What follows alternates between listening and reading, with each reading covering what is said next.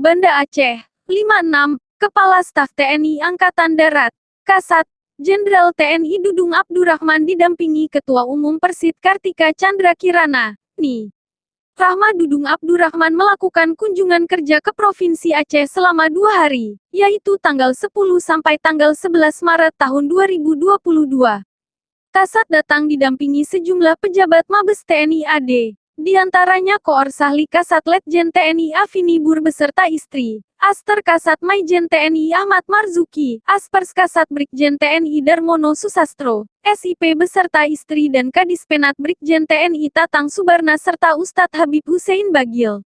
Kedatangan orang nomor 1 di institusi TNI AD ke Bumi Serambi Mekah tersebut, disambut langsung oleh Pangdam Iskandar Muda Maijen TNI Muhammad Hasan didampingi Ketua Persid KCK Daerah Iskandar Muda, NI.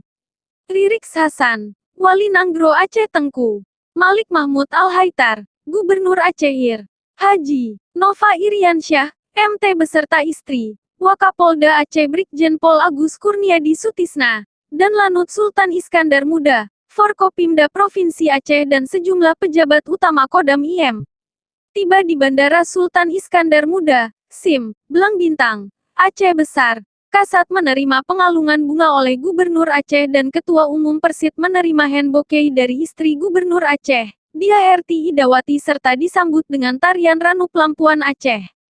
Di ruang VIP Bandara SIM, Kasat beserta Ketua Umum Persid mengikuti prosesi adat Aceh yakni Pesijuek atau Ditepung Tawari, yang dilakukan oleh Tengku Syekh Marhaban dari Majelis Adat Aceh, MAA.